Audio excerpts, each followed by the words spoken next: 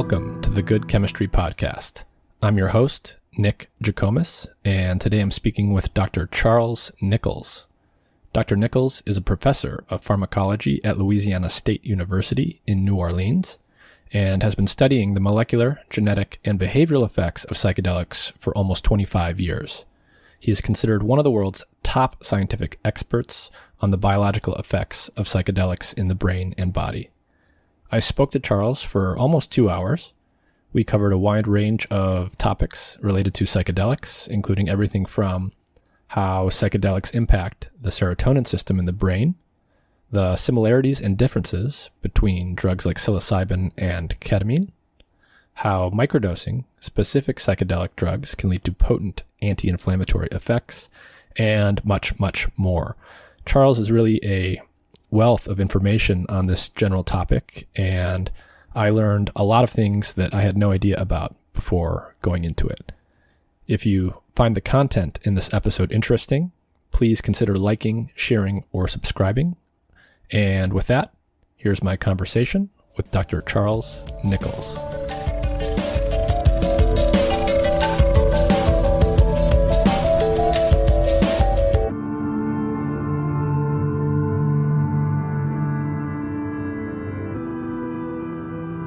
Professor Nichols, thank you for joining us. Hello, thank you for inviting me. So where are you calling in from today? I am calling in from New Orleans, Louisiana. And so you're a professor of pharmacology down there in New Orleans, is that right? Right. Louisiana State University Health Science Center. It's one of the medical schools in the city, just north of the quarter. So how long have you been down there at LSU? I've been down here since the year before Katrina. So that would have been 2004, 16 years. Okay, wow. So you've been doing this. You've been a professor of pharmacology and you've been studying psychedelics for quite a while now, longer than not everyone, but most people out there, I think. And I just want to start by saying having you talk about what are psychedelics? What are the classical psychedelics? What are tryptamines, and how do they differ chemically from non-classical psychedelics? What's going on with the chemistry there? Okay. So psychedelics, in terms of the terminology, the names, has really kind of been fluid over the last 50, 60 years. For a long time, they were called hallucinogens. Mm-hmm. And hallucinogens really cover anything that could potentially alter your perception or your thinking, produce hallucinations. And that would include something like marijuana, PCP, LSD, anything that would change your perception is sort of broadly categorized as a hallucinogen. Psychedelic was a specific term coined for LSD by Humphrey Osmond, sort of as to mean mind manifesting. And more recently, sort of the modern pharmacological era, we've made an effort to redefine what a psychedelic is from a scientific standpoint. And the consensus is now a psychedelic is considered a drug that primarily produces its perceptual and behavioral effects by activation of a particular protein in the brain called a serotonin 2A receptor.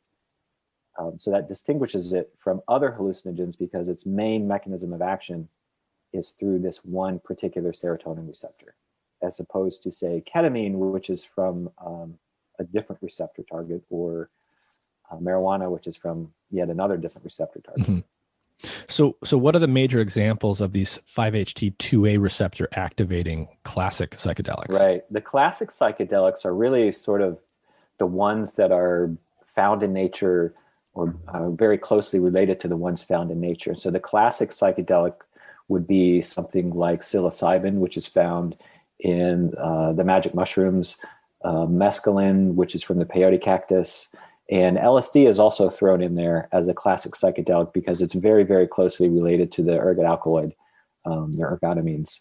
So the classic really refers to sort of the prototype psychedelic or psychedelic that's found in nature. Another one is DMT, dimethyltryptamine, which is also found in several plants. So those are what we consider the classic psychedelics, are really the ones that are the ones found in nature, or the prototypes for what has been modified in the subsequent decades to sort of the new new class of psychedelics, which are more like 2CB, something like that, which is or DOM, which is a modification of the basic structure of mescaline. And for tryptamines, you have DMT and psilocybin are tryptamines, and those are considered the classic, but you have all kinds of modifications, chemical modifications of the tryptamines, like, for example, DIPT, or I suppose 5-methoxy-DMT could be considered a classic as well, because it's also found in nature. But all the chemical modifications, these research chemicals, those are sort of the newer class and not really considered the classics. So the tryptamines in particular, things like LSD, psilocybin, DMT, they are, how are they made, or how are they structurally related to neurotransmitters in the brain?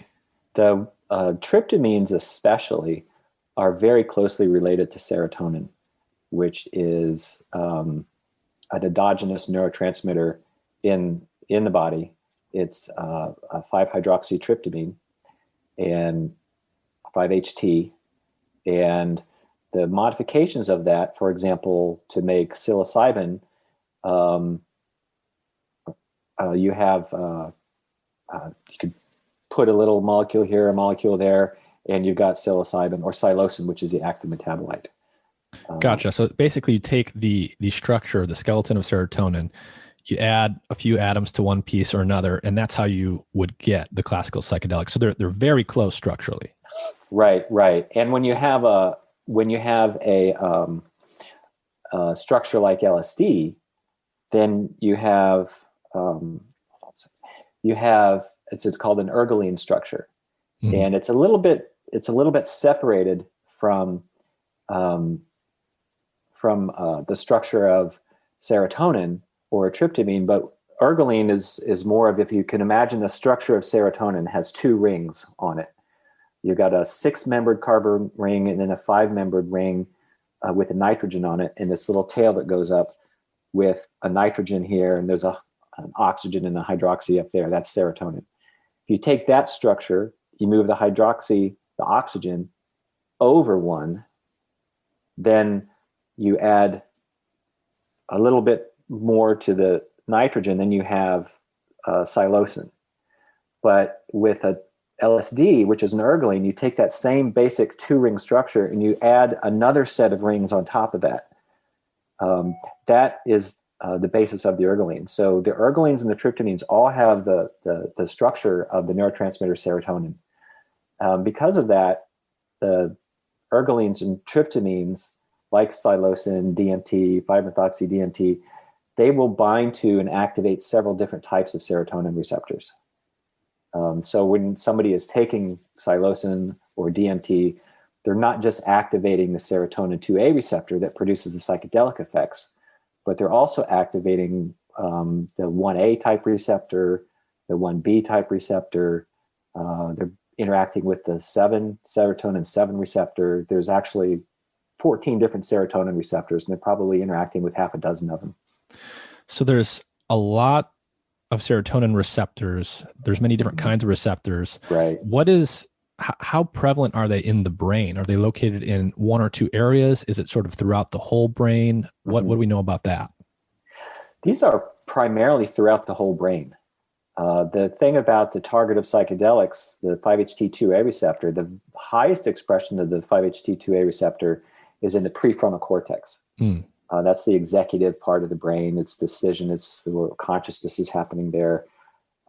Very, very high expression in really the higher brain centers. But there's also high expression in the visual cortex, which is sort of towards the back of the brain. And it's thought that activation of those receptors in the visual cortex gives rise to, say, the geometric patterns that people will see while taking psychedelics, which is different from sort of the outright hallucinations that people will see, which is more mediated from the higher brain centers. But there's also, these receptors are expressed throughout the entire brain, but just at higher levels in the cortex.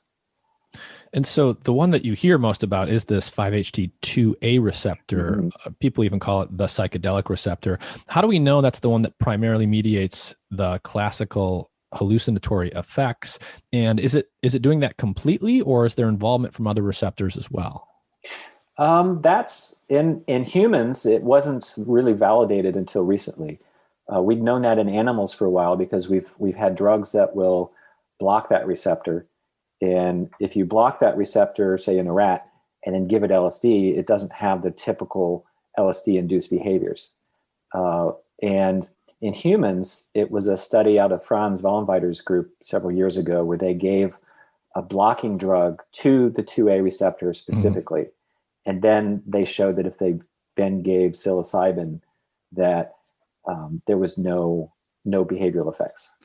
Gotcha. So you take psilocybin, you get the classical effects of magic mushrooms, but if you are first given a drug that blocks 5-HT2A, that pretty much goes away completely. Right.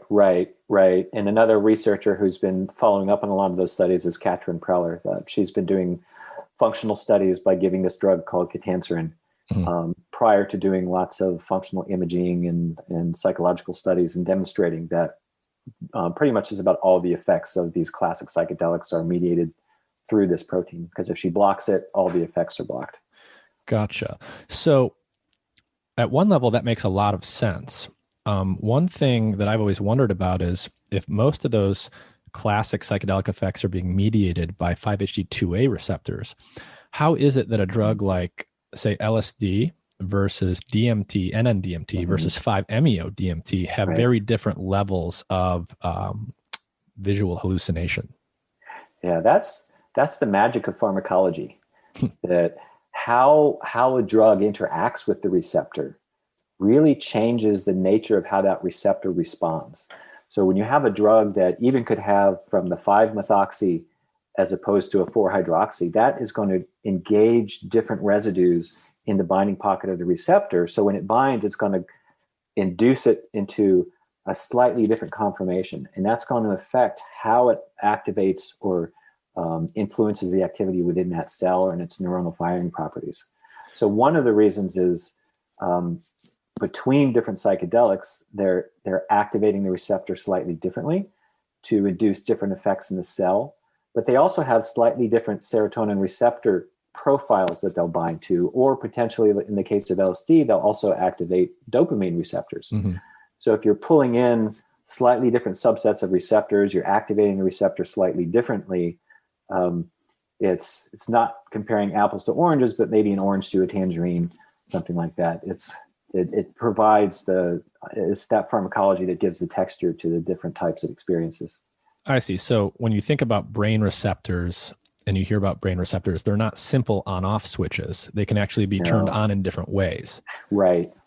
And so I guess that would be why, I get asked all the time, well, if we have endogenous cannabinoids, how come I'm not high all the time? If these psychedelics are so close to serotonin, how come taking an SSRI isn't making me trip? And is that the answer? That the endogenous compounds are engaging some of the same receptors, but they're just doing it in a very different way?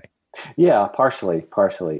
Especially for if you just increase serotonin levels, you can do that by modifying your diet. You don't start hallucinating. And one of the reasons is that you're activating all the receptors, and there's some antagonism between what these receptors are doing on the cell. So if you activate one serotonin receptor, it'll block what the other one's doing. Part of that is going on, but also these drugs they're activating the receptor differently, and that's a process called functional selectivity. And so that's one of the things that we're exploring in my laboratory is how these different types of psychedelics will differentially activate and recruit different signaling pathways from the same receptor, and how can we exploit that to either potentially make new drugs that will be, say, anti-inflammatory versus more behavioral. We can engineer out some of the psychoactive effects, or if you want to do the opposite, get rid of the anti-inflammatory effects and engineer in the psychoactive effects. It's really trying to understand that. And that's what is really kind of an unknown right now. Gotcha. Yeah, I definitely want to ask you more about that. The idea of engineering in or out certain components of what a psychedelic drug might do. But first, can we just talk about, let's talk about serotonin generally. Mm-hmm. So you've got serotonin as this endogenous neurotransmitter that's used for lots of different stuff. You've got something like the 5-HT2A receptor, which is one of the most abundant receptors in the brain. It's Mm-hmm. located, as you said, throughout the cortex. What is that receptor system and what is that transmitter system doing at, in ecological terms? What is the natural function? The natural function is serotonin is not like a fast neurotransmitter. When you think of neurotransmitters, people think of an electrical signal causes a release of neurotransmitter from the presynapse to the postsynapse, and that starts another electrical signal. That's called fast neurotransmission. And that's mediated by a neurotransmitter in the brain called glutamate.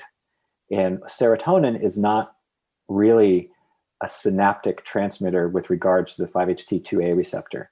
It's more of a volumetric, that it's sort of controlling. And I like to think of serotonin sort of as a conductor of an orchestra, that you're telling this section to become louder, this section to become softer, and it's modulating the activity of specific brain regions and circuits. It's not really causing neurons to fire or not fire, but it's enabling them to become more or less responsive. And where serotonin 2A receptors are in the neurons, they're not really on the axons, they're not in the synapses, they're on the what we call the apical dendrites in the cell body. So in the cell bodies and a little bit of the tree up to the dendrites. So when serotonin is present, what it's doing is it's making these neurons in the brain more responsive to activation when the input is releasing glutamate on them. So it's kind of turning up the gain of the system a little bit. I see. So when something, whether it's serotonin or a psychedelic or some other drug, when it's interacting with something like the 5-HT2A receptor, it's changing how entire networks of neurons respond to the signals that they're going to get anyway. Right. And that's one of the things that we've looked at in our laboratory, at how these different types of cells and networks respond at that level. And we had a paper a few years ago where we were directly sorting and purifying the cells that were activated by psychedelics and comparing them to the cells that weren't activated by psychedelics to see how they were different, and then looking at how they were activated in different brain regions. So we found that a neuron, a type of neuron we call a pyramidal neuron, which is in layer 5 of the cortex, that's where the highest density of these 2A receptors are. But that type of neuron, if it's activated by a psychedelic, say in the prefrontal cortex versus the somatosensory cortex or the motor cortex, is having a different cellular response. So depending upon where a particular neuron is in the brain, it's responding somewhat differently to the psychedelic and how it's changing how that neuron is going to respond to signals from the outside. And I think in addition to that, we also have 2A receptors that are on these cells that are connecting the neurons together called interneurons. And a lot of those types of interneurons are inhibitory. So they damp down the activity of the neurons. And there's a particular type of interneuron called fast spiking GABAergic parvalbumin interneuron. And that's responsible for generating the gamma wave oscillations, which a lot of people propose that's what really synchronizes the brain together. And we're modulating the activity of those directly with psychedelics as well. So it's not just effects on the neurons, it's effects on these other accessory types of cells and glia cells that are locally disrupting kind of the cohesion of these networks, but that's happening differently from one circuit to another. Gotcha. So this 5-HT2A receptor system, it doesn't act locally, it acts globally.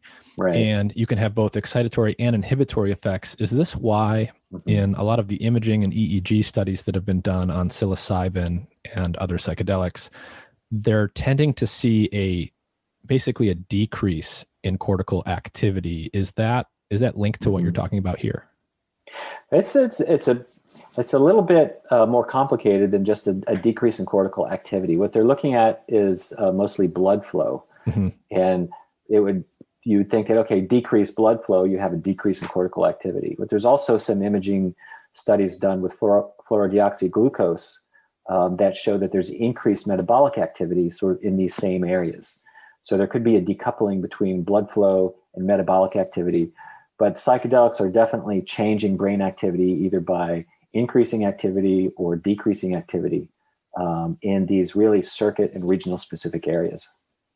Gotcha. So there's this broad spectrum effect all over the place, and Right. it's complicated. It's not the same effect in every location. It's actually distinct Right. effects in distinct places. Right. I think what you're seeing at the cellular level is you're disrupting the local microcircuitry networks through the paravalbumin interneurons, the pyramidal neurons, and the somatostatin interneurons were also disrupting. So you're sort of dissolving the cohesion of these local micro networks that then spread to the more global networks. And I think that's really what's underlying what groups like Robin Carhart Harris and David Nutt have seen with the disintegration of the default mode network. Mm-hmm. That it really is starting with these local disruptions between the interneurons and the excitatory interneurons, and it spreads from there, but differently from different brain regions, which is why it's heterogeneous. You get some areas will be showing more connectivity, some less connectivity, but I think by and large, under the peak experience, there's this hyperconnectivity of brain regions. I see. And I would imagine too, there's a significant time component to this. Mm-hmm. You know, the network activity will probably change a lot moment to moment and probably differently for different people. Right. Interesting. So what about the other thing that I keep seeing research done around, and where links are at least trying to be made, is for depression and neurogenesis. So on the one hand, the sort of textbook high school level understanding of serotonin is that it's involved in mood, and that's why something like an SSRI is the quintessential antidepressant medication. And I know that there's links as well between neurogenesis and mood and depression. So what is neurogenesis exactly? And what is the link between potentially psychedelics and neurogenesis with the 5-HT2A receptor? So neurogenesis is the process of when you have new neurons growing from neuronal stem cells in the brain. And it was really not thought to be happening in the adult brain. Once your adult brain is there, it's done. You've got no new brain cells. And several years ago, they discovered that SSRIs actually cause the growth of new neurons in specific brain regions like the hippocampus. And that these new neurons led to new sprouting and new connections. And then that was associated with the antidepressant effects of SSRIs. And so that was quite an impactful discovery.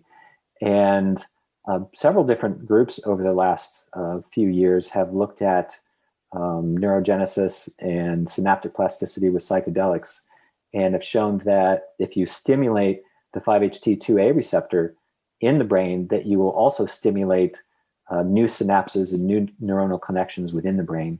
And in some of the work that has been done with ketamine, which does very similar things, if you block those connections from happening, you can prevent the antidepressant effects in these animal models.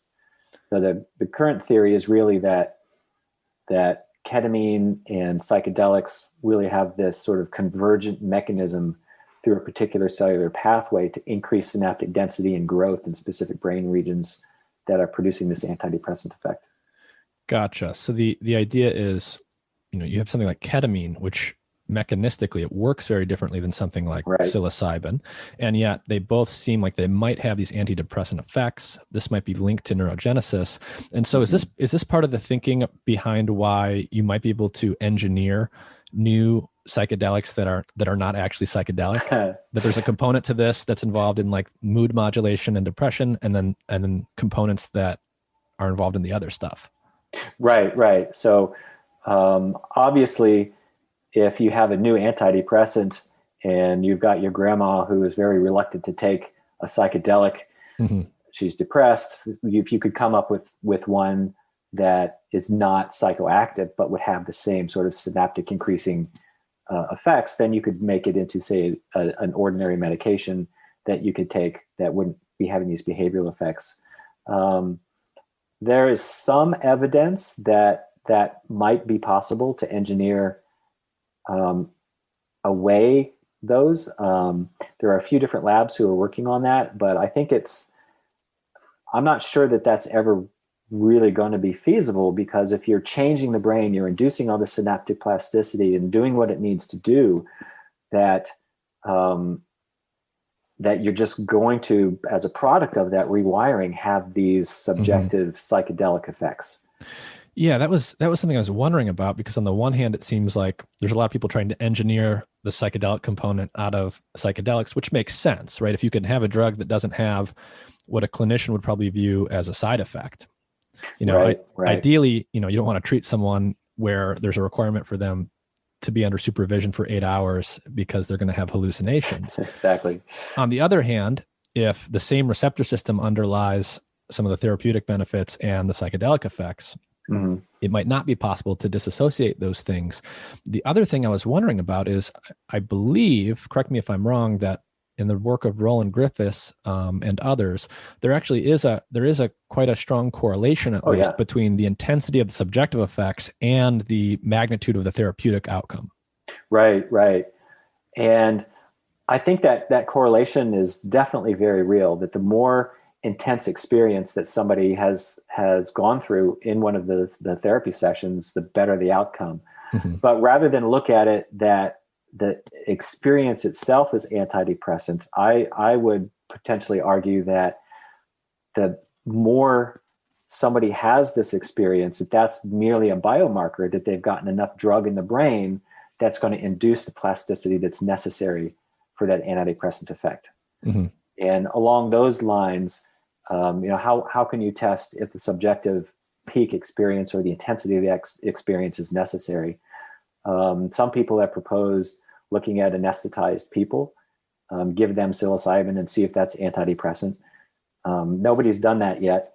Some issues with that, that a lot of the cells that are affected by anesthesia are also affected by psychedelics. And there's some evidence that anesthesia itself is antidepressant. Yeah. I mean, ketamine is an anesthetic, is right. It not? But even like something like propofol, there's even isoflurane, there's some evidence that they might be antidepressants. So if you knock somebody out and give them psilocybin, why are they antidepressed? So what we've done is we've generated some animal models. We've looked at the antidepressant effects of psilocybin in rats, and have looked at a couple different models here. And we've shown that if we give a depressed rat, we can make a depressed rat, or there's genetic models for major depression, treatment-resistant depression in a rat. If we give it a single injection of psilocybin in these models and then go 6 weeks out later, these rats are behaving like normal rats. They're not depressed. They don't have any of those depressive symptoms. If we do the same model with ketamine, the antidepressant effects of ketamine wear off after about 2 weeks. I see. So it's very similar to what is happening in the human population, where a single treatment with ketamine lasts about 2 weeks, and psilocybin is persistent. So we would argue, if a rat really has a sense of existential existence and angst, and is it wondering about its own immortality, and is that where depression is coming from? Or if not, is it really biological? So we think that really at its core, the antidepressant effects of these classic psychedelics are really rooted in synaptic and neuronal changes within the brain due to the 5-HT2A receptor activation. And is these long-lasting antidepressant effects, at least in animals, how dependent is that on dose? What is the comparable human dose that you're using for these rats? Is it a very large one, or? We roughly calculated it to be around what they're using in the human trials for the effects that it's having on the rat. The dose that we've chosen is not such a large dose that it's incapacitated. It can't do anything. It's still able. What do they do when you give a rat psilocybin? What do they do? It's kind of funny. They kind of hang out in their cage. They have this behavior called ptosis, which is serotonin receptor mediated. So their eyes are kind of half closed like this, and they like to hang out.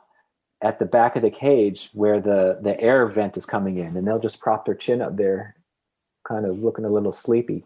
So it's really easy to tell which ones we've given the drug to. And sometimes another behavior is a shake. So they'll have like a wet dog shake, but we don't see that very often in the rats, more so in the mice. Okay. So it clearly has a behavioral effect. Oh yeah. Yeah. And I guess one thing that's interesting too is how, you always wonder about how the effects that you have in a human translate to an animal and vice versa. And if you've got a lot of these psychedelic effects mediated by receptors that are in places like the prefrontal cortex, as you said, in animals, do they have the same distribution of 5-HT2A receptors, or do we think there might be effects that are a little more unique to humans just based on the size of our cortex and differences like that? I think both of those are valid. The anatomical studies looking at receptor localization in rodents versus human is very, very similar distribution in the same types of neurons. There's a larger difference between mice and rats than rats and humans in how the sort of responses to specific psychedelics are. In rats, if you give them tryptamine, psilocybin, and ergoline, just about all of the behavior is shown to be 2A receptor mediated. If you give the same drugs to a mouse, about half of the behavior is 2A and the other half is from 1A. And you also have metabolic effects to take into account, that a mouse, it's used to eating garbage and metabolizing things really quickly, more so I think than a rat. So LSD and psilocybin in a mouse are gone within, the half-life is under 10 minutes. Oh, wow. So they're very rapidly metabolized away. Whereas in a rat, they're hanging around for an hour, 2 hours. In a human, though, especially with LSD, you have a very long half-life. It's hanging around much longer. So it's activating the receptors much longer.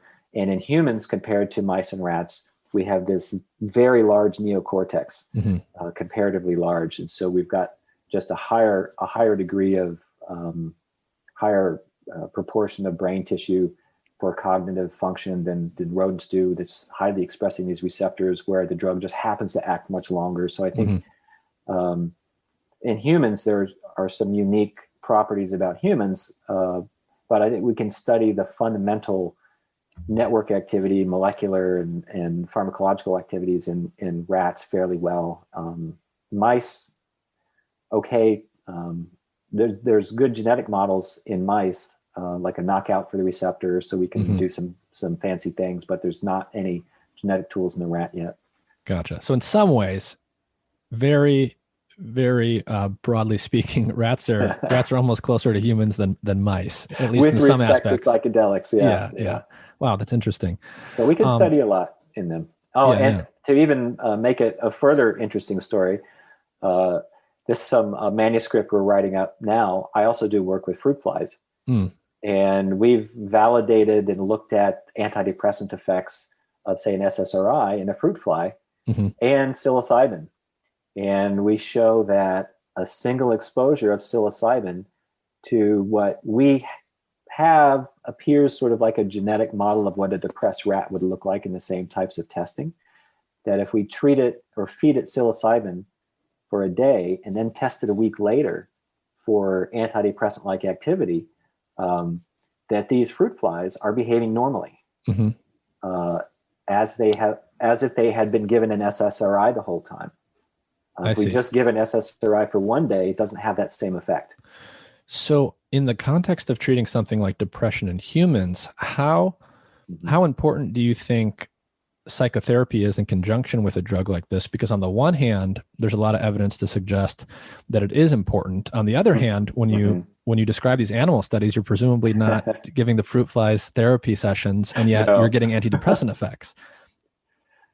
Yeah. So, well, I do think that the post-session integrative therapy is really, it's necessary to maximize the full therapeutic potential. And we have some of our animal model data that supports that. I think at its core, that what the psilocybin or the psychedelics do is they open up this window of behavioral flexibility in the days immediately following the psychedelic that allows somebody to go in and change the way they think, change their neural network from where they've been stuck for the last so many months or years to some new permanent state, which is more healthy. And we see that in one of our rat models that we use, that if we give it psilocybin and we just let it hang out in its cage, we have one effect. But if in the week after, within those days, the week after, we expose it to additional stressors or environments, that it shapes the nature of the outcome of the antidepressant effect. I see. So even it's really though critical. So you give a rat psilocybin, Mm-hmm. and then the next day there's no psilocybin left. It's all gone. But Right. what's going on in those days and weeks actually has a strong effect on how the animal's going to behave. Right. I think they're able to better adapt their behaviors from what we see into the environments that we put them in. Mm-hmm. So I think what we're doing is acutely, the psilocybin is promoting this neurogenesis, this increase in synaptic plasticity, synaptic density of specific circuits that are inherently producing an antidepressant effect on their own, but they're also opening this window of plasticity over the next several days where they're able to really learn new skills, learn new coping skills, learn new strategies, and integrate that into their normal behavior. Sort of, if you have somebody who's a person, they're depressed, they've got this rigid thinking, give them psilocybin therapy. Okay, that in and of itself is going to help, but then in the days after, take them back to where they were. Maybe they had some insights during the peak experience, do some integrative therapy with their trauma that they've had, and you've gotten rid of the rigid neural networks, and now they're able to readapt to what's going on into a more healthy state. I see. Hey, Charles, the mic, your wire, it's rubbing against your shirt. Okay. So if you could just be mindful of that, and it's not too bad, but when you move your hands, it kind of shakes it around.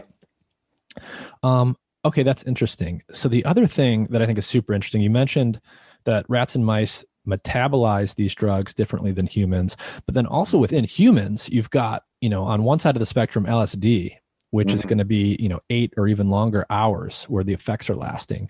And on the other side of the spectrum, you've got something like DMT where you're talking about minutes. Right. What's going on there? Why is there such a wide range of effects, both in terms of their duration and the intensity of the psychedelic effects? Yeah, that's a good question. Those are really two polar opposites on the spectrum. It's a mixture of how the drug is interacting with the receptor versus the metabolism of the receptor. For a drug like DMT, it's a small molecule. It can hop on the receptor very quickly, hop off the receptor, but it's also metabolized by monoamine oxidases that are in the body within minutes. So if somebody ingests DMT orally, it won't be active because the monoamine oxidases within the gastrointestinal system will essentially metabolize it before it gets absorbed. If it's smoked or inhaled, it is immediately in on those getting into the blood and into the brain, but it's metabolized very quickly away.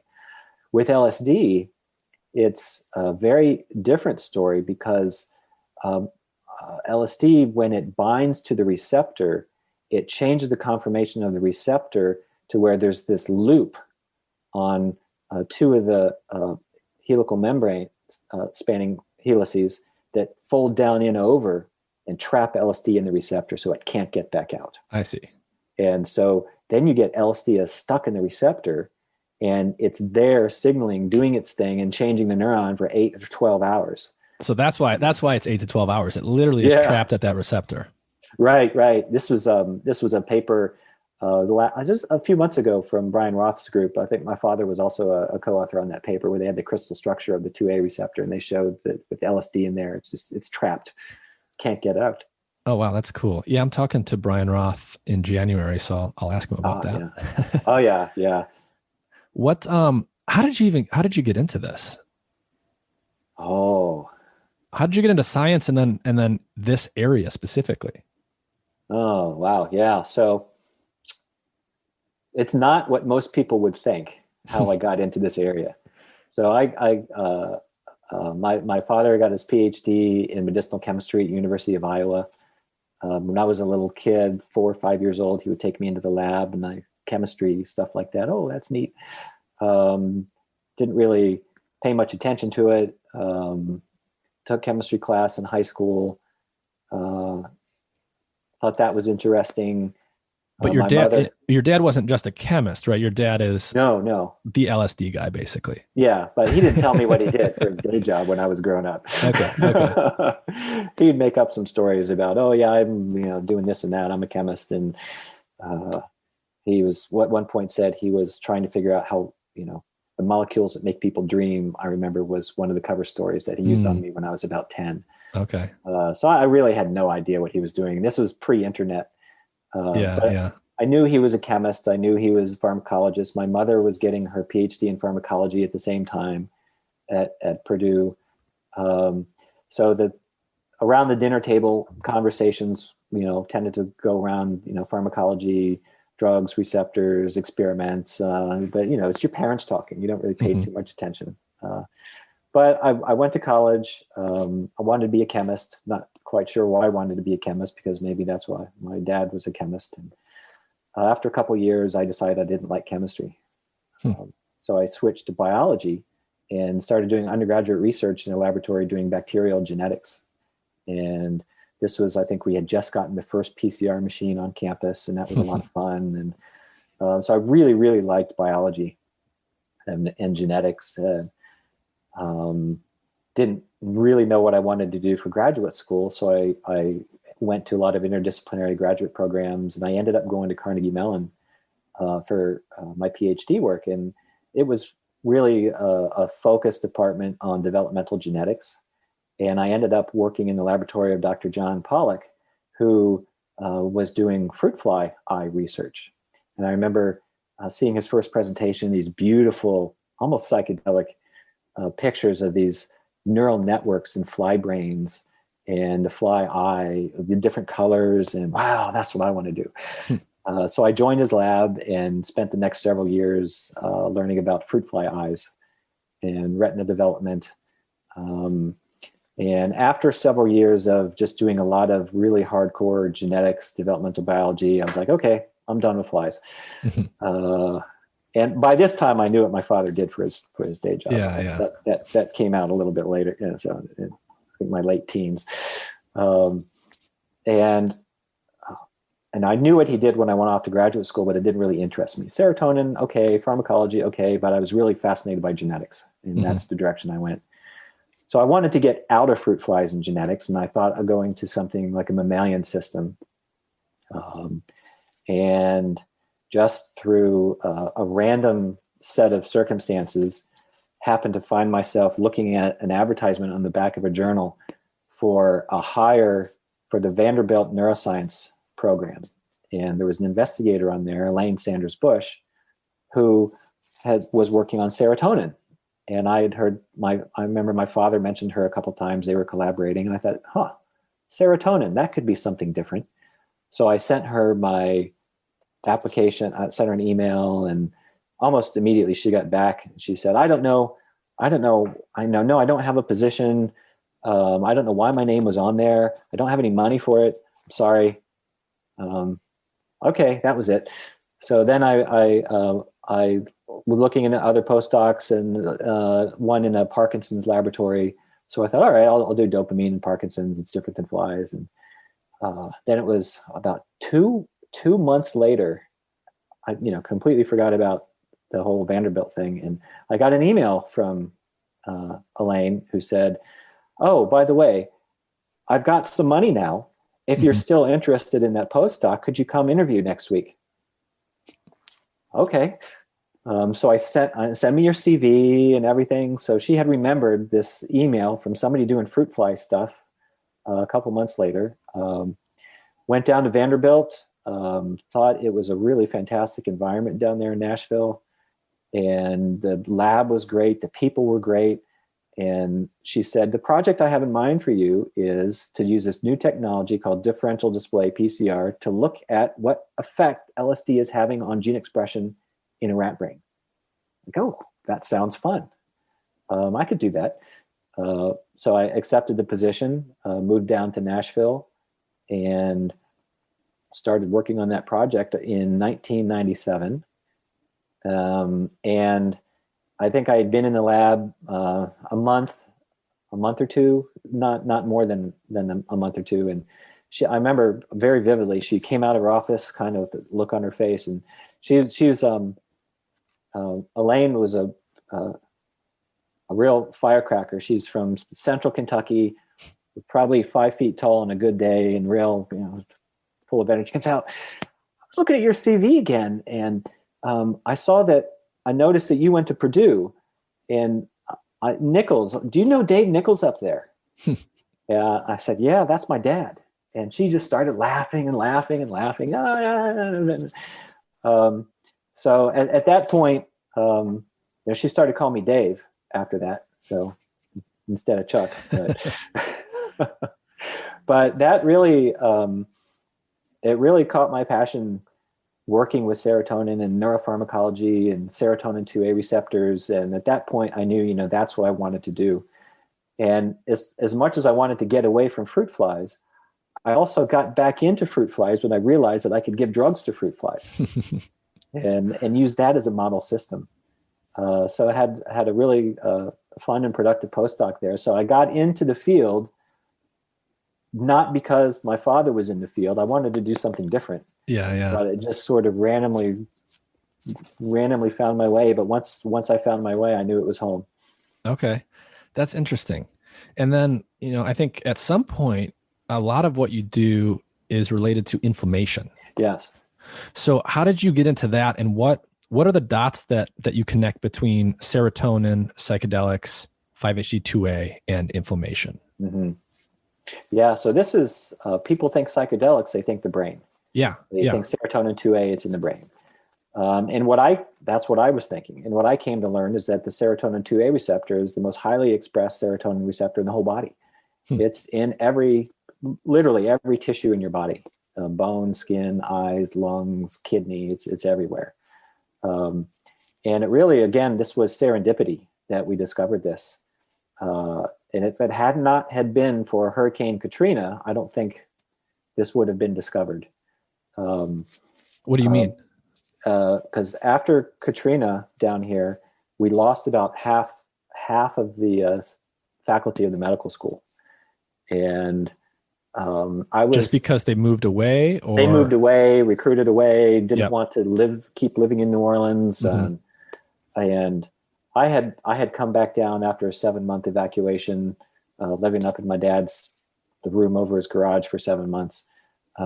Came back down, reestablishing my laboratory, was getting ready to hire a postdoc for the laboratory, and was contacted just out of the blue by this fellow who was across the street in the pathology department, Beng-Ning Yu, who his mentor was leaving New Orleans to go to another university, and he wanted to stay. His wife was in nursing school, and he had done some research with 5-HT2A receptors at the clinical level. He was an MD PhD, and when he was in China getting his MD PhD, and came across, he was just looking through names, and I did serotonin 2A. It just so happened that day I had permission to start hiring a postdoc. He showed up in my office really as a cold call, looking for a postdoc, and sure, yeah, you're hired. But his specialty was in high blood pressure, and it was working on models of atherosclerosis and vascular inflammation. So he came in the laboratory, and I was trying to reposition him to do cellular biology, because we were trying to find an assay so we wouldn't have to always take the brains out of the animals to study them. So we were looking at several different types of cellular outputs. We were looking at cell growth, cell division, cell death, and Beng-Ning proposed, let's look at this particular assay in aortic cells, which he had been doing in his laboratory across the street. And this was an assay using smooth muscle cells from the aorta of rats. Gotcha. So this is the heart. The heart. And normally these cells are prohibitively expensive. You order them, it's like $1,000, and you get a little tiny amount. And So he said, well, let's look at it put it in this assay for inflammation. And I was thinking, inflammation? Oh, okay. But he had the expertise. He knew what he was doing. Also happened to have the fortune at that time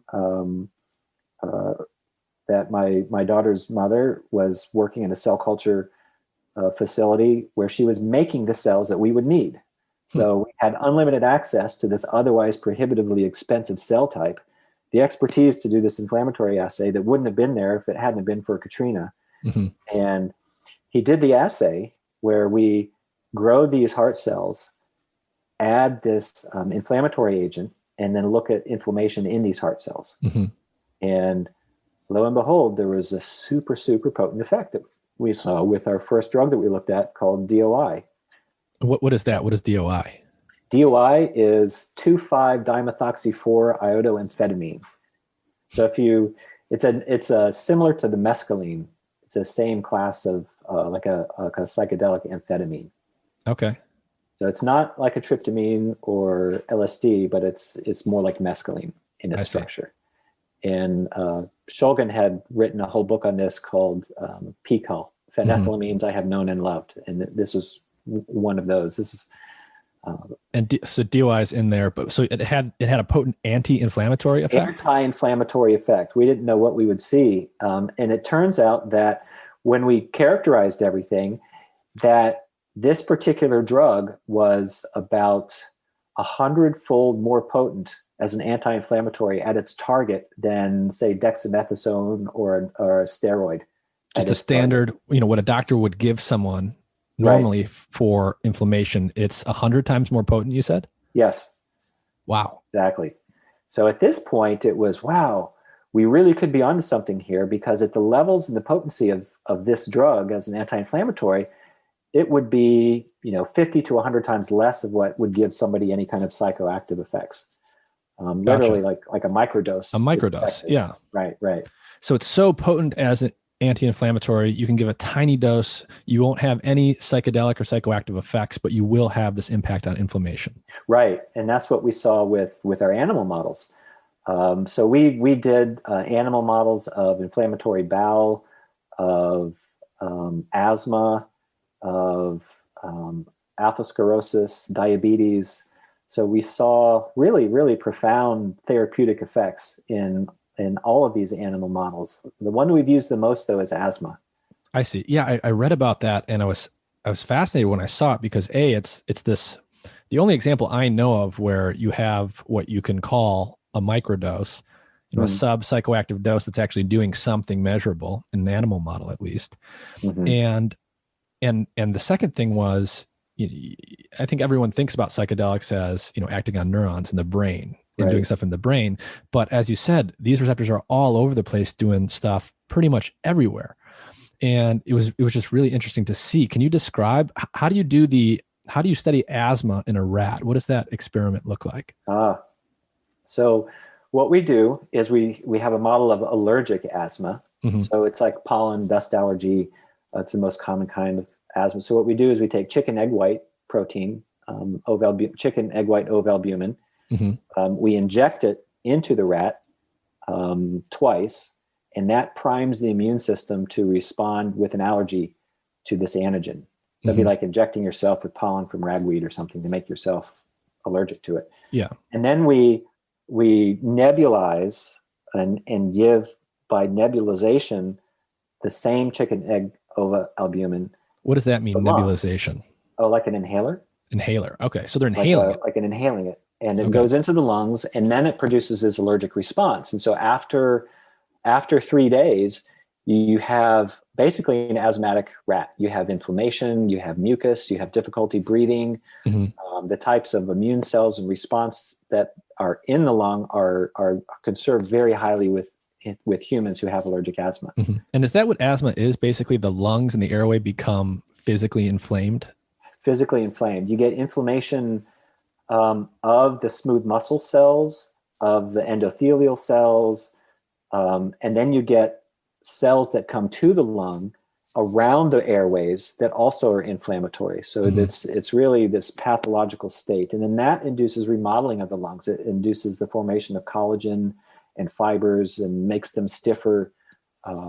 So overall, the pathology is very similar to somebody who is really having a difficulty time breathing with asthma.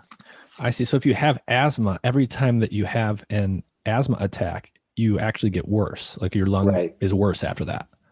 Right. Well, it can be. It can be. And with our models, we use a particular drug to trigger the asthma attack. After they inhale it and they develop the symptoms, we give them a drug that a normal person that's used in people as well, the same, that will cause just a slight narrowing of the bronchioles in the lung. Methacholine, it's a drug, muscarinic agonist, that in normal people, it might make it like a little bit more difficult breathing. But if you have asthma and inflammation in your lungs, it's really going to make it difficulty breathing. And that's what's called airways hyperresponsiveness. And they can do that with a person. They put a person in a chamber, they expose it to the same thing, and they measure the response to this, and they can tell, how severe your asthma is. So we do that with the rats as well.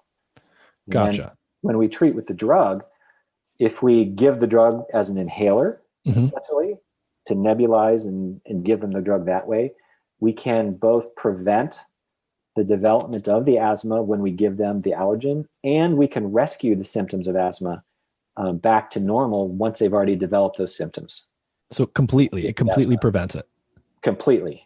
Wow. So you literally give them asthma, they inhale something, their airways become inflamed, but before doing that, if you give them this mescaline-like drug that's very potent and they inhale just a little bit and they don't even have behavioral effects, that's enough to completely prevent them from having an asthmatic attack. Yes. Wow. Or if they're already having an asthmatic attack, it's not like a rescue inhaler, but they have all the inflammation there, and we give them the drug. Within a couple of days after that, we take the lungs out and look at them. There's no inflammation in the lung. There's no mucus. And when we test their breathing ability, it's absolutely normal. Gotcha. And so is that a 5-HT2A receptor thing? Yes, it is. Okay. We recently had a publication a couple months ago where we looked at 25 different psychedelics to see how potent they were at doing that. And the drugs like DOI, some other ones, Psilocybin also was very potent at producing this anti-asthma effects. And when we looked at a knockout animal, we have a mouse that doesn't have the 2A receptor. There's absolutely no effect. Gotcha. So you can take just a small dose of a psychedelic that stimulates the 5-HT2A receptor and have this really strong effect, basically a cure for asthma, at least this form of asthma. It depends on 5-HT2A. It's the same receptor in humans. So is this likely to also work in humans, you think? I think it will. Some of the cell culture data that we have is using human cells. So my research is partnered with a biotech company called Elucis that's taking some of these drugs and the IP that we've generated to develop them towards ultimately using in humans, going towards human clinical trials. And is the idea there that you would essentially give someone a microdose, a very small dose of one of these drugs, rather than trying to engineer a new drug that is structurally different?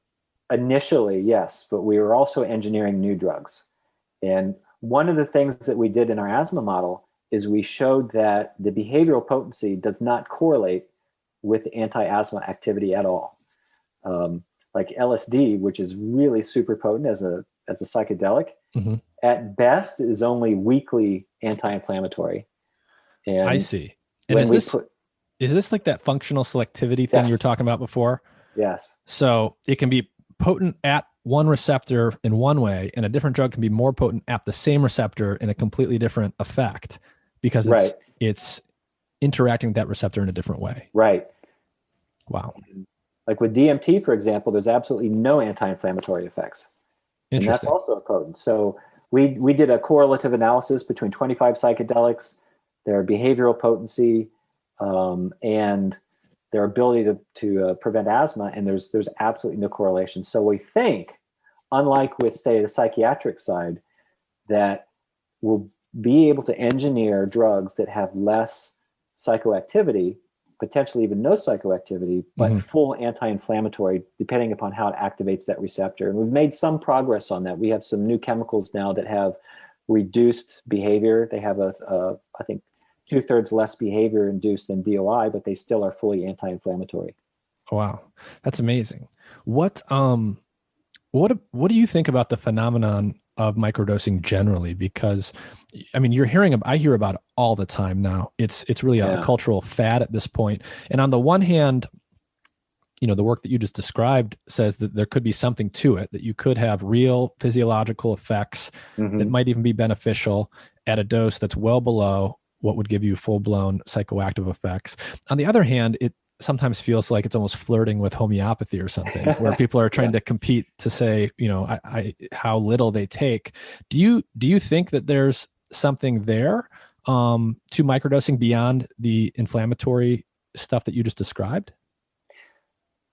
There could be. One of the issues with that is there have been so few really good controlled studies looking at the effects of microdosing. I think there have been maybe only 2 or 3 over the last year or so.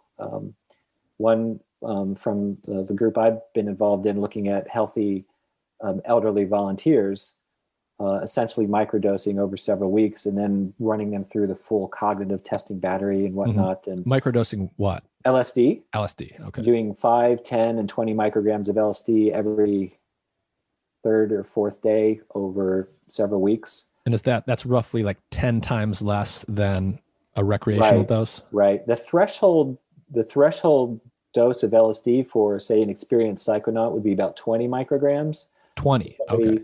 Somebody who's not used to altered states might be up to 25 or 30. So it's below the threshold, but a typical recreational dose is considered 100 micrograms.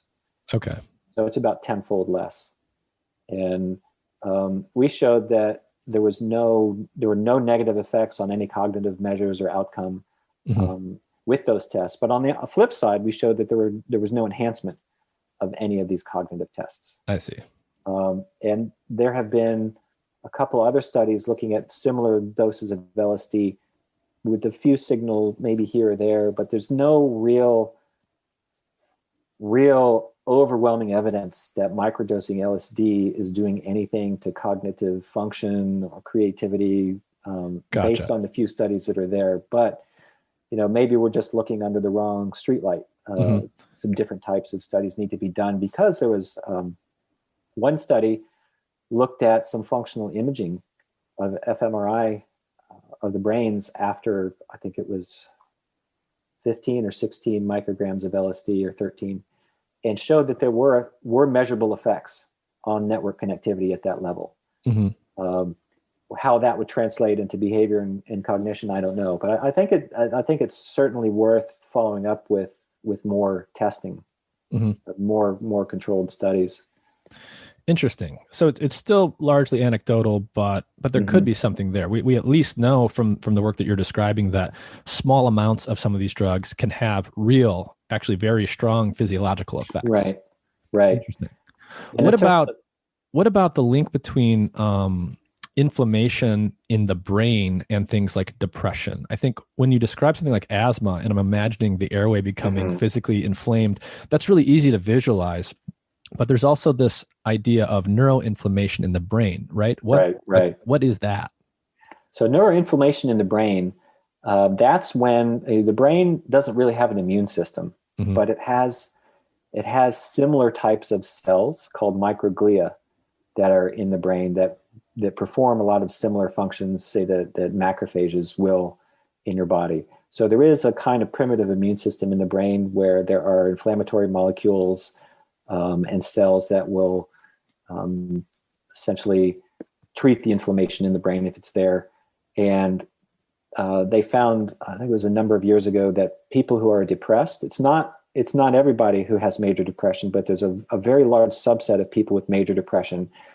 When they've done biopsies of the brain and looked at biomarkers, they've seen signs of inflammation. Particular inflammatory cytokines are increased. The number of activated microglia are increased. And they see similar neuroinflammation associated then with neurodegenerative diseases like Alzheimer's, Parkinson's disease, schizophrenia. Unmedicated schizophrenics have a significant amount of neuroinflammation.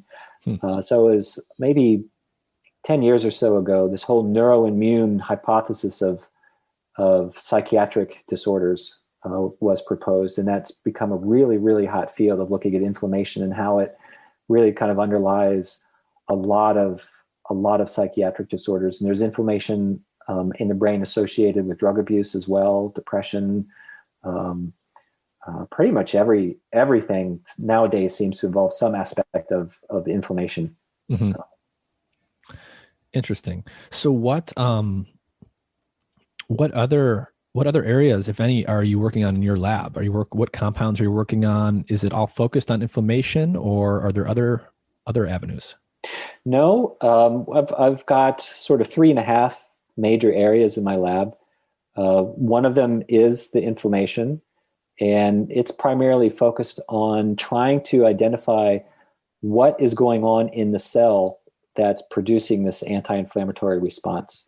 We know what kinds of drugs that we can activate the receptor with to cause either anti-inflammatory response or no response. We have potent psychedelics that are not anti-inflammatories that we've identified, and we have potent psychedelics that are. So we're leveraging these kinds of tools in cell biology studies to see how they're affecting the cell differently, to identify what are the molecular mechanisms. And then if we know that, we can potentially make better molecules that only activate these particular mechanisms. And another project in the laboratory is directly looking at how these different drugs are interacting with the receptor, how they're modifying the receptor to recruit different pathways. So it's more of a cell culture-based receptor drug interaction project that complements what we're doing in the whole animals and the cell biology for the asthma and the inflammation. And then there's another main effort in the lab with models of depression, using psilocybin and other 2A agonists to see if we can get at how these psychedelics are affecting the brain at the molecular level to produce these persistent antidepressant effects, and how that's different than ketamine. Because ketamine and psychedelics, they're both believed to activate the same molecular pathways involving mTOR and synaptogenesis. But why do psychedelics last, in some cases in humans, years? The study came out like 4.5 years later, 70 to 80% of the depressed individuals from the NYU study still hadn't relapsed into depression. That was out of Steve Ross's group. But ketamine, one infusion treatment, it's gone after a couple of weeks. You have to do multiple infusions over 2 weeks, and then that might last a few months, but then you have to retreat. So they have the same mechanism at the glutamate synaptic level, but why do psychedelics last so much longer? And we think that has to do with epigenetics and some effects within the brain circuitry. And so we're looking at those kinds of things now within that model, further developing that model. And then the 3.5, the half is we're also still doing some work with the fruit flies, because now that we can see some interesting things with the fruit flies and psilocybin, we can very quickly and rapidly get at really fundamental molecular mechanisms using the fruit fly genetics and the tools that are already available there. Those are really the 3 main areas. But we are making new chemicals. We've got a series of new chemicals that have a somewhat reduced behavior, but maintain anti-inflammatory. And we're working now on the 3rd generation. And these are the ones that Eleusis has licensed and is trying to develop for the clinic. And that's part of the team down here at LSU is my collaborator, Tim Foster, who's up in the microbiology department. And he made an astounding discovery that psychedelics can really potently protect against a lot of the inflammation and damage produced by ocular viral infections. And so he's been doing a lot of really interesting work looking at the anti-inflammatory effects of psychedelics in the eye as a model system. Wow. Is it, most of these compounds, psilocybin, various others, are Schedule 1. So how hard is it for you to actually do this research? For me, I don't think it was as hard as it is for most. When I started my own lab up back in 2004, because I had come from the Sanders Bush lab, who was already known for, I think she was one of the probably 5 or 6 labs working on psychedelics in the world at that time. And on my application to DEA for all the permits and everything, here's my pedigree. I come from this lab. I'm moving it forward. So I think I had a little bit easier time than somebody who just wants to break into it. But still, it was 6 months to process everything. I had site inspections from the agents of the state and the federal. Mm-hmm. What do they actually look for when the DEA comes in to inspect your lab? What are they looking for? They're looking for the logbooks, the use, want to see the vial. So every time, every experiment, you have to write down exactly how much was taken and go to that level. Down to the 0.1 milligram level. Everything is accounted for, inventoried, and everything is kept in this giant safe. And I also, they had to come out and look at that. It's this 500-pound triple locking. Mm-hmm. It's a beast. But when my father retired back in 2012, I inherited his Schedule 1 collection. Should I put it that way? So he signed over all through the DEA, and we did everything appropriately. His library of I think it was about a little over between 12 and 15 different Schedule 1s of different classes that enabled us to really start beginning to look at some of the structural differences in a lot of these drugs. Okay. So basically, you have to take really detailed notes. People come in from the DEA to inspect the lab, and it took you about 6 months to get approved. What would, if someone wanted to go in blind and just come in from a different field, how long do you think it would take to get approved? Oh, it really depends. We had the first ever International Society for the Research on Psychedelics meeting here in New Orleans last fall.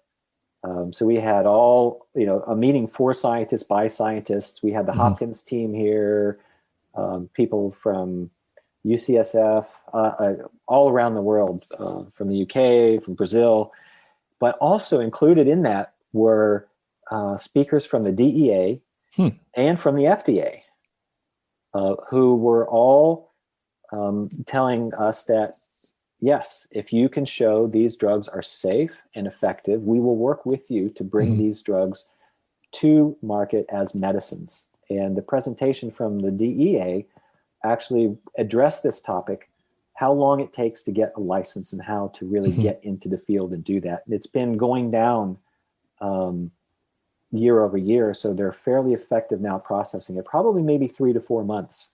Okay. But DEA certainly is willing to work with people now to help them get the licenses and the paperwork done that they need to really do this type of research. I see. And is that because today they recognize that there's enough evidence that there's really serious work to be done, whereas maybe in decades past, if you put in an application, they would just say, what is this? What does this guy want to study? Yeah. Because I think there's recognition now at that official level that there is potential medical use, and the research needs to be done in order to determine if that's true or not. And so to do that, we will facilitate, getting the proper licenses and paperwork done to enable you to do your research. So they're really working with the investigators now rather than being sort of a stop, no, what do you think you're doing? So that's been a real kind of fundamental change in the research culture of the last, say, 5 years. Okay. Well, that's good. I mean, what, as a scientist and as a citizen, what do you think the appropriate legal status for these compounds is? That's a difficult question. Like lower scheduled, descheduled, legalized? I think across the board legalization is not the way to go at this point. I think rescheduling them into a proper category for medicine where they can be used as a treatment, I think would be probably ideal. What would that be? Which scheduling level? I I don't know. I know Matt Johnson has written about descheduling to Schedule 4, something like that. Unlike something like marijuana, which has become recreational across most of the country, and for example, in Oregon, where they've decriminalized and almost legalized, if not legalized, psychedelics. I think that what a lot of people don't realize with psychedelics is there is the potential for more harm. If you have, these are really powerful medicines, and if the wrong person, say they had a history of psychosis in the family, or they had a psychosis disorder or bipolar, and got caught up with somebody who didn't know what they were doing, there's really the potential of not healing somebody, but harming somebody. And so I think there has to be really a regulatory framework around how the use of these psychedelics should be moving forward in the aspects of therapy, in the therapeutic arena. You often, or at least I've often heard that, when people talk about the risks for psychedelics, the one that's maybe the most common that I've heard is that they can potentially trigger psychotic episodes in people that are already predisposed to that. Yeah. Is there hard evidence for that? And what would you say the risk is there? I think it's fairly accepted by everyone in the field that there is a risk of that. It's documented literature, case report of psychosis after pick the drug in PubMed. So it does happen. And I think the incidence of it is less than 1%, but it's real, it's there. It seems that to a person, everybody who has developed these persistent psychotic-like disorders after a psychedelic, and it doesn't matter, it could be the first time, it could be the 50th time. Somewhere in there, but if they do develop these persistent psychotic-like disorders, and that's different than HPPD, which are just sort of this persistent visuals.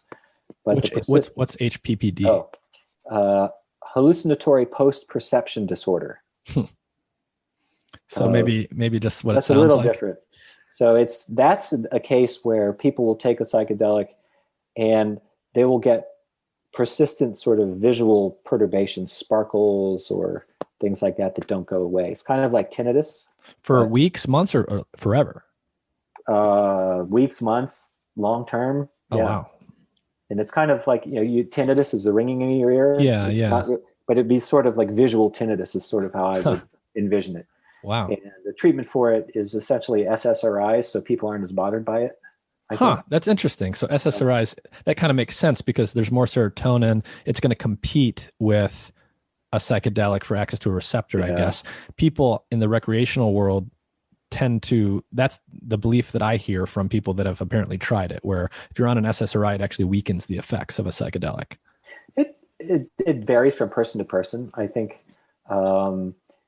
with some people it does, with some people it doesn't. There's no sort of steadfast rule. I think that there's a potential that it can. And it depends on what the SSRI is, and I think there's an individual variation of the expression of serotonin 2A receptors that varies a lot between individuals. And so the response to a psychedelic, I think, is really more how many receptors do you have in your brain compared to the next guy over. I see. So genetically, people can differ in terms of how much of the receptors there and what the exact structure of that receptor is. Right. Like in the psilocybin studies, sometimes maybe you only need 20 milligrams of psilocybin to get somebody to that peak experience, whereas somebody else might need 50 milligrams. Yeah. And it's not really dependent upon body weight. It's dependent upon how much receptors you have and what the occupancy needs to be. So it's really complex when you're thinking about sort of SSRIs and psychedelics, and there's a lot of factors that go into it. So there's no real sort of negative or toxic interaction. Gotcha. And is that also true, the toxicity thing, that psychedelics, if you have a purified compound, that they have no clear evidence of toxicity in the brain or elsewhere? Is that true? For most. So for the classic psychedelics like LSD, mescaline, DMT, 5-methoxy-DMT, even really at very, very high doses from animal studies, human studies, there's no evidence that I'm aware of that it's doing anything dangerous or damaging in the brain. In some of my earlier studies, I was giving rats whopping doses of LSD, and analyzing the gene expression in the brain. And I didn't see a single marker of toxicity or damage. And the only thing that I was seeing was upregulation of genes involved in synaptic density increases. That I think where the issues come in are with some of these research chemicals that haven't been tested that can produce some sort of toxicity, like the N-bomb series of drugs that were popular on the recreational scene a few years ago when they came out as the super toxic LSD. We had somebody here in New Orleans die of Voodoo Fest, and it was all over the news. Oh, this super toxic N-bomb they took. So there's synthetics that are related but different than right. I think there's a little bit of polypharmacology involved in a lot of these, but I had actually done some work with some of these N-bomb drugs a long time ago, over 10 years ago.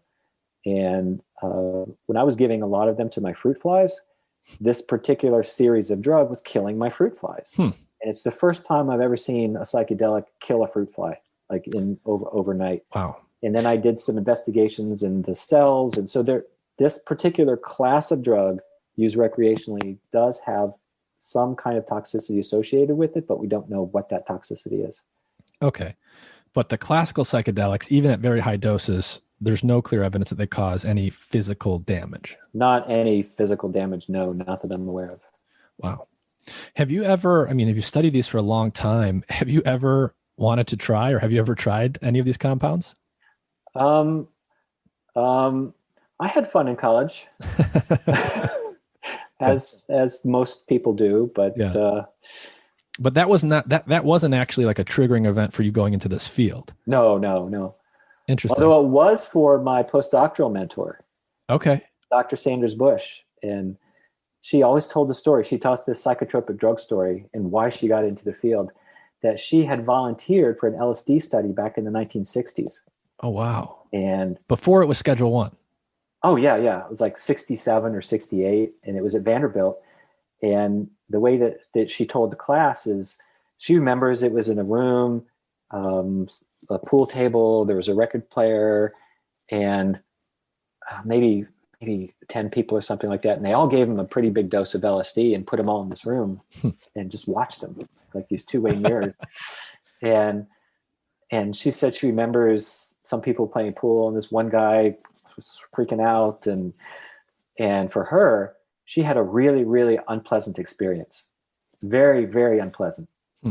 She said, would not want to do it again. Set and setting is critical. And it doesn't seem like it was a really good set or setting to just put a bunch of people on acid in a room and watch them through a two-way mirror. Wow. But did she ever try it again, or was that never. The experience? And so she didn't like it, but she wanted to go study it.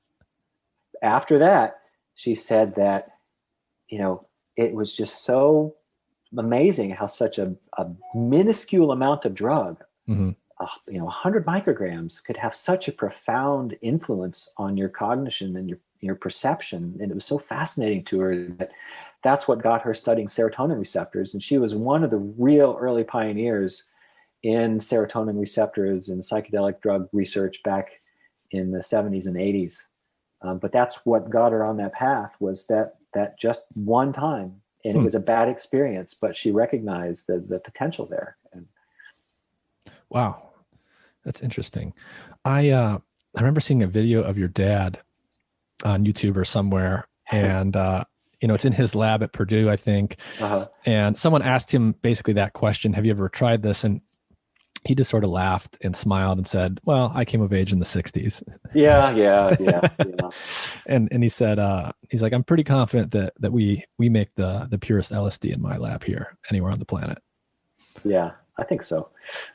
So that's interesting. Yeah, so he's still making some chemicals for me. Okay. We're collaborating, and we've come up with some new ideas in my lab for some of these anti-inflammatories, and back and forth with him, and he comes up with the structure. And so we were working on a couple more that he's going to try to make back in. And So before he are these really retires. I see. So he's synthesizing brand new compounds that he's designing. Yes. Wow. That I've designed. Oh, that you've designed. Nice. Yeah. Well, and kind of together. So when he retired, my brother lives in North Carolina, Mm-hmm. and his wife's daughter lives in North Carolina. And so he's got grandchildren there. So they decided to move to Chapel Hill, which is far enough away that they couldn't drop the kids off, at a half hour, 10 minutes notice. Mm-hmm. And when they moved down there, Brian Roth, here's an opportunity. So offered my father a retirement as a professor emeritus at UNC Chapel Hill, gave him lab space in his lab. So my father is just going into a lab and helping and doing chemical synthesis. And he synthesized, I think, the compounds that Brian was using in the crystallography structures to get the crystal structure of LSD in the receptor. Wow. So he's also working with me right now to come up with the synthesis routes of some new drugs that we've come up with, that now we're working with a CRO to actually just do the chemistry for us now. But he's still active in drug design. Cool. Yeah, you guys wrote a paper together that I read recently called DMT in the Mammalian Brain, a Critical Appraisal. And you basically go through some recent studies, and he's got another paper, your dad, about separating facts and myths about DMT. Mm-hmm. And I read those, and they were really good. People ask me about DMT all the time in my personal life and elsewhere. It's really fascinating for those that don't know. Can you describe what people say DMT is like? And then I would like to maybe talk about what the pharmacology is there, and do some of that myth busting work with you. There's two ways that you can take DMT. One of them is in the brew ayahuasca, mm-hmm. which is part of the religious indigenous ceremonies of Peru and the Amazon. And that is an oral formulation that normally somebody would drink. And then there's a bout of nausea and vomiting, followed by several hours of a psychedelic trip. A lot of times people during that trip, they see aspects of the jungle, jaguars, snakes, in that experience. The other way for DMT is to smoke DMT. And if you smoke DMT, it very rapidly, within seconds, will, as I understand it, transport somebody from this reality to some other reality that is very different, that often has entities associated with it. So on the spectrum of psychedelics, it's one of the more potent experiential. Yes, it's one of the most potent, and it only lasts for about 10 to 15 minutes. But during that time, there's really no perception of time from the people who have smoked it. So they can be lost in this space internally for a long time, but then they come back. Oftentimes report having conversations with alien entities or spirits, enlightenment, but it's very subjectively different than, say, a psilocybin type peak experience, where you're separated from your reality and your ego, but there's still something there. But the DMT, or 5-methoxy DMT, is even more potent, is qualitatively different, that takes people to other realms where they more often interact with entities and beings. So you have just a complete loss of normal perception. You're in a completely different space. Right. It's very visual. Like there's intense visual hallucinations. Yes. And it's short acting. So that goes back to maybe what you were saying earlier. So this thing looks a lot like serotonin. Your body can break it down right away. It's not sticking and getting stuck in the receptor like LSD. Right. So it's very short. So a lot of the stuff that you hear is, you'll have people describe these experiences that are very bizarre and very profound, as you mentioned. But then they say things like, well, maybe this is the molecule involved in dreaming or near-death experiences. Is there any evidence for that at all? I do not think there is. I think in a near-death experience, people do see visions, they hallucinate, they communicate with deceased loved ones. There are visuals. So I can see why people would sort of confound the two.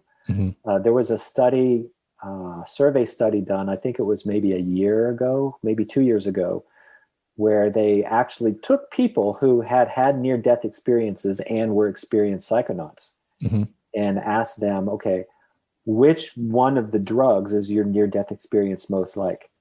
And by and large, the drug that they said the near-death experience was most like was ketamine. Ketamine. It wasn't DMT, it was ketamine. Interesting. So it's very different. It's a dissociative drug. Right. It's not a visual hallucinogen like DMT is. Right. So I thought that was just a survey report, but it was people who had actual near-death experiences who were experienced with psychedelics. Interesting. And the drug, it wasn't a close tie between DMT or ketamine. It was ketamine. It was ketamine. It was not DMT. So I think there's some disconnect between what people are calling a near-death experience and what they actually are subjectively, or what they would like them to be like, or what they would like to imagine a near-death experience to be like a DMT trip. And what about the idea that DMT is an endogenous compound in the brain or elsewhere in the body? Is that true at all? Could it be acting? Is it even feasible that it could be acting as an endogenous neurotransmitter? There's a probability of not zero, I would say. There are small amounts of DMT that can be found in various tissues of the body, in the brain, particularly. I think the pineal gland has been the one that's been most looked at. What it's doing there, is it a metabolic byproduct, or is it actually doing something? There's no evidence that I've seen that's really convincing to me that it's actually acting as a neurotransmitter to do anything. For one, there's just not enough of it in the brain. So very, very small levels. A very, very small amount. And given its affinity for the receptor, or how sticky it is for the receptor, which it's not, and all the amount of serotonin that's there, it's even if you're talking about microdosing and occupying a small fraction of the receptors, it's not even that much DMT in the brain. Gotcha. In some animal models, in a mouse model, to get a significant amount of DMT produced in the brain that would induce a psychedelic type behavior in a proxy behavior in a mouse is called a head twitch. The stronger that a psychedelic is in humans, the stronger that drugs will give head twitches to a mouse. So it'll just sit there and twitch several times. And to get a mouse to have a statistically significant increase in head twitches from endogenous DMT, they had to do some special genetic and pharmacological tricks to shut down some enzymes in this mouse to get enough DMT to produce something that was measurable. And you're not going to be able to do that in a person. So the idea that it's causing dreams, for example, every night is pretty much impossible. I don't think it is. But yeah, I think from a receptor pharmacology standpoint, the probability that there's enough DMT in the brain to activate serotonin 2A receptors where they need to be activated, there's many more simple explanations for dreaming than endogenous DMT. And I think the last big one is this connection to the pineal gland. There's this idea out there that the pineal gland, the so-called third eye right in the middle of the brain, it's synthesizing DMT and releasing it. Is there any evidence to support that at all? There is evidence that the pineal gland is making DMT. A lot of that work was done by Steve Barker, who was at LSU, the other LSU in Baton Rouge for a while. And he has done a lot of really good work with looking at DMT in the pineal gland. And I think it's convincingly demonstrated that there is a small amount of DMT that is produced in the pineal gland. But is that because is it just a byproduct of metabolism of something else? Or I've not seen any convincing evidence that it's actually being used as a neurotransmitter. The pineal gland's main function is to make melatonin that regulates the sleep cycle, and melatonin is very, very closely related in structure to both serotonin and DMT. In fact, you have to make serotonin to make melatonin. Gotcha. So they're So very just close. maybe in the process of making melatonin, you just get a tiny amount of DMT as a byproduct or something like that. Could be. Yeah. Yeah.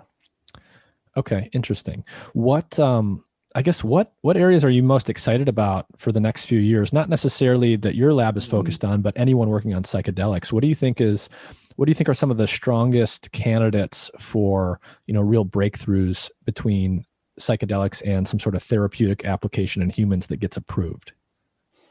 I think considering psychedelics as 2A activators, and a lot of people will put MDMA as a psychedelic, but pharmacologically it's not. It's an entactogen because it doesn't work through the 2A. But it oftentimes gets lumped into psychedelic therapy. I think that's very exciting, and I think we'll hopefully see that given approval. They've already done and completed phase 3 trials. MAPS has already done that, so they're pretty far along. I think for psilocybin, that's going to be the next major game changer. Is when the phase 3 trials are completed. There are 2 organizations now doing the phase 3 trials. There's USONA, that's out of Madison, Wisconsin, and you've got Compass Pathways that's out of the UK, and they're both doing phase 3 trials for different aspects of depression. One is treatment-resistant depression, which is the Compass, and one is major depressive disorder, which is USONA. And I think within the next 3 to 5 years, they finish out those phase 3 trials, get good data. Pretty excited about that. I think one of the things I've been most excited about is some of the work of what Peter Hendricks has been doing at University of Alabama. And rather than taking sort of your middle-class white millennial and giving them antidepressant therapy, what Peter is doing is he is treating essentially homeless African-American crack addicts with psilocybin.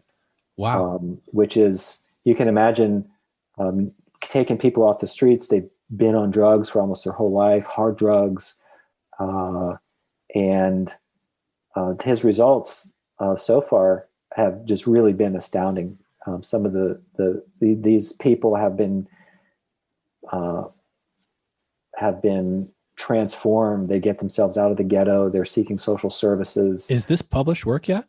It's not published yet.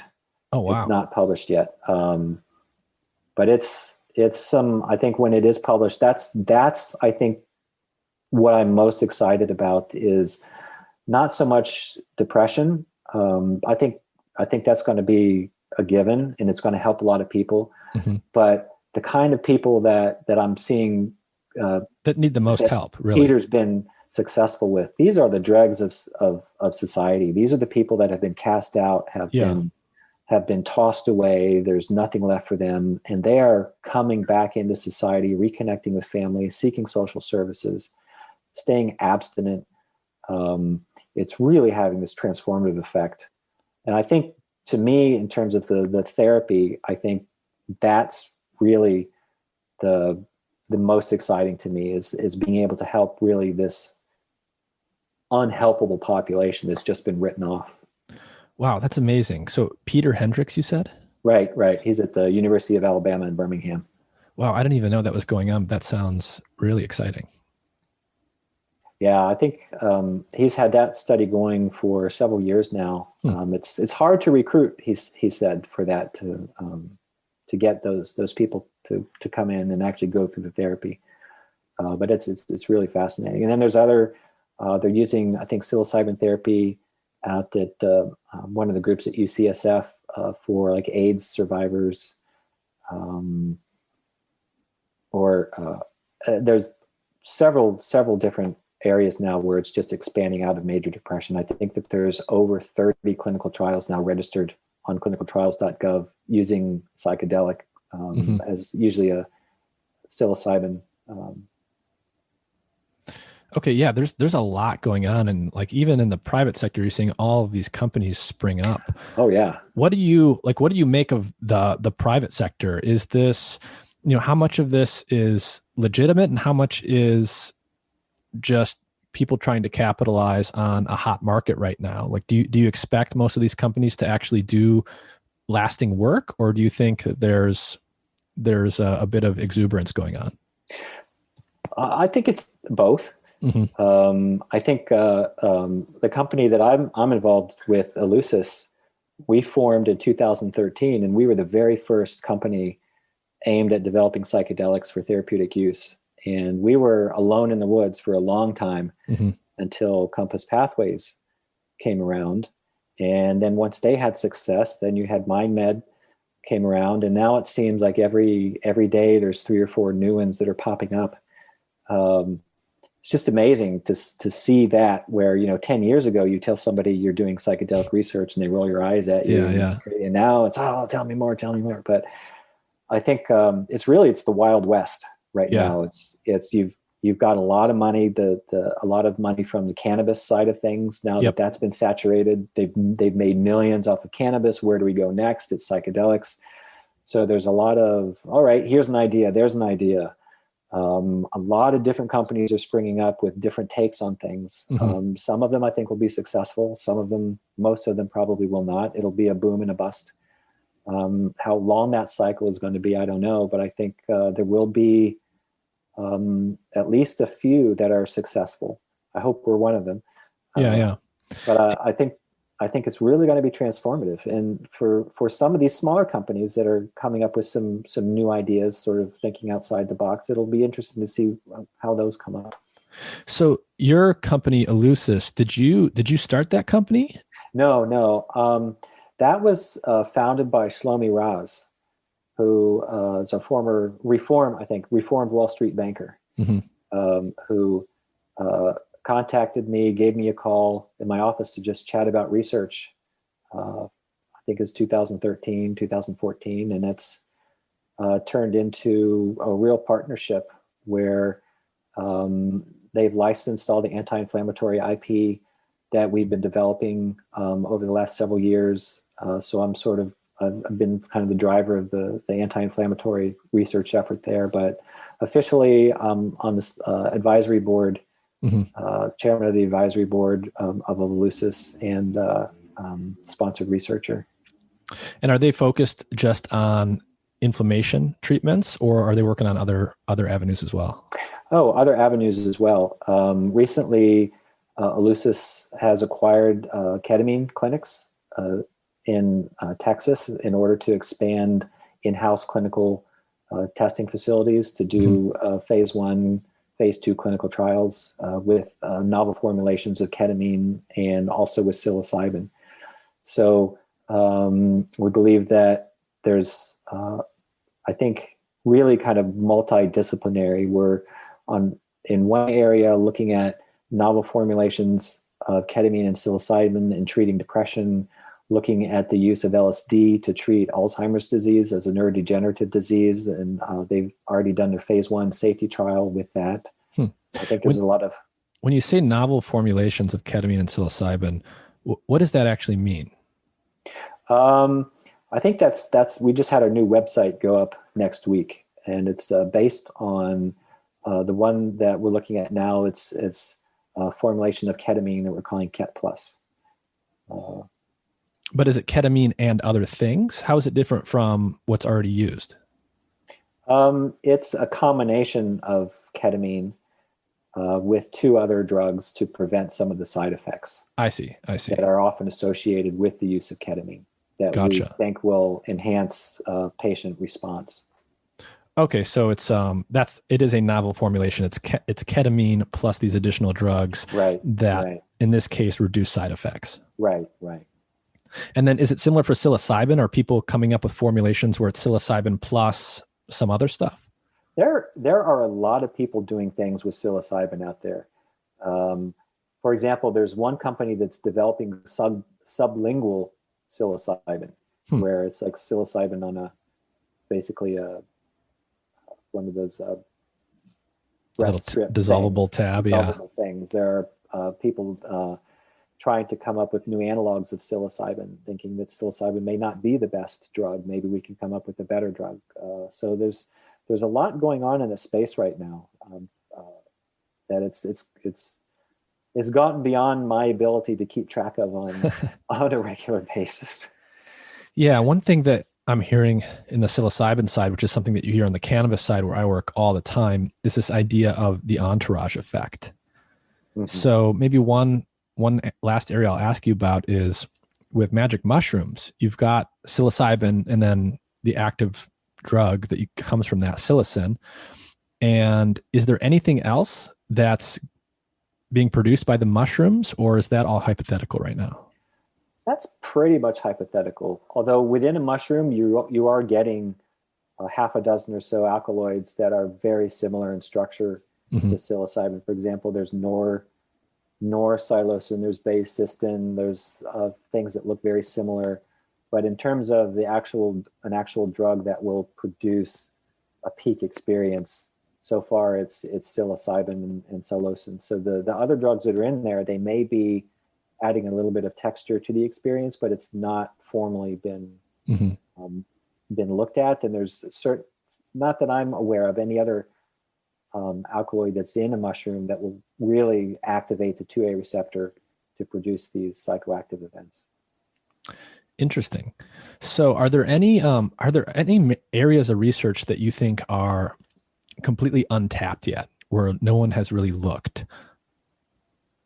in regards to psychedelics? So you've got like all the depression stuff going on. You've got all this inflammation stuff that you described. You've got the end of life anxiety stuff. Is there anything exciting that's maybe going on quietly that hasn't really come into the limelight yet? Oh, I think it's what hasn't been done yet. My father sometimes has said of psychedelics, they're the philosopher's stone. What aren't they good for?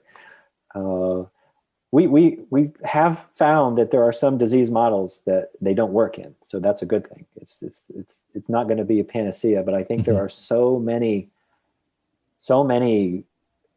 disorders and diseases that are yet to be looked at beyond inflammation, beyond psychiatry, that they could be beneficial for. We've got some evidence that they could be beneficial for diabetes and metabolic disorder. High cholesterol in our model, we reduce cholesterol with exposure to our drugs, and that's probably not through an anti-inflammatory pathway. Which drugs are doing that? We saw that with DOI. That's our prototypical drug, and we normalize glucose homeostasis in this model. It's like a pre-diabetes model. So there appear to be a lot of effects, not just limited to anti-inflammatory or normalizing neuronal circuits for psychiatric disorder. The 2A receptor, it's literally on basically every cell and tissue in your body, and what it's doing there, we don't know. I think there's some exploratory work now that's going into pain, looking at analgesia. There's just, I think, so many open areas. There's just waiting for somebody to look in Model X and see if it's having a therapeutic effect or not.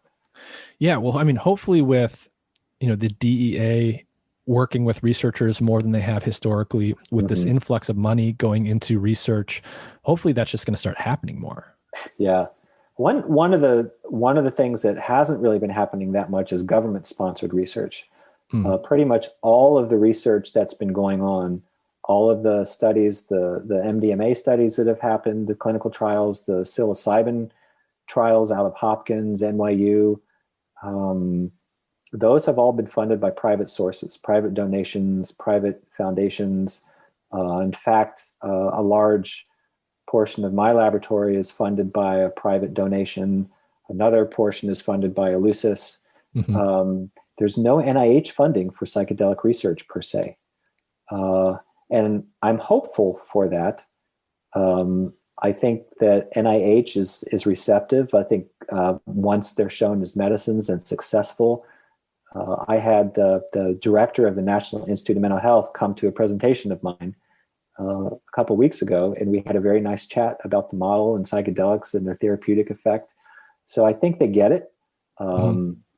So I think once it really comes out of the closet, psychedelic research, and we get government funding in addition to private funding that's really going to sort of open it up to really understand the true medicinal value of these.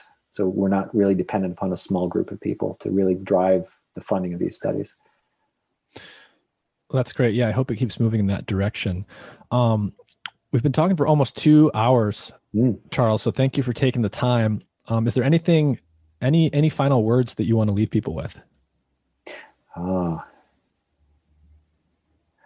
think I think a lot of people don't really appreciate where we are now today in terms of psychedelics.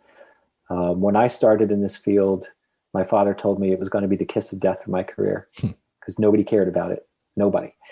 But I persevered, kept at it, made some discoveries, and somewhere along the way, a group here, therapeutic efficacy, a group there, it helps with depression.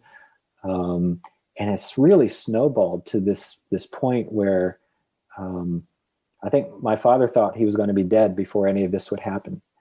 And just the way that society has changed its attitudes and becoming more open and more accepting about the use of psychedelics, and you get people's grandparents asking now about it as opposed to, oh, what is that?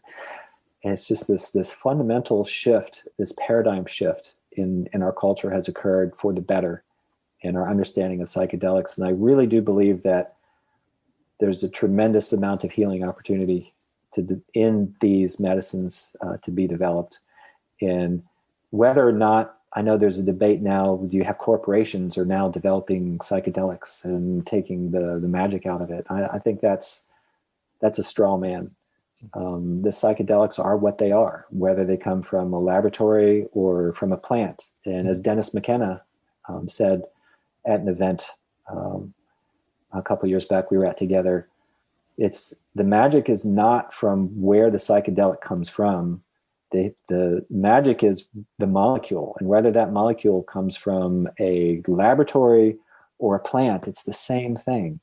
So I don't think there should really be any stigma on, developing medicines if it comes from a plant, if it comes from a laboratory, that we all want to help people. And just because, say, we're at a university or we're at a company, we're not just all trying to make money. We really do want to develop these medicines and help end and alleviate suffering. And so I think the community kind of needs to get over a lot of the schism that's developed and just come together and realize it's all for the greater good. And we're all trying to really to help each other. Well, Professor Charles Nichols, thank you for joining us. That was amazing. I hope to talk to you again at some point. And again, just thank you for taking the time. Thank you for inviting me. It was a pleasure.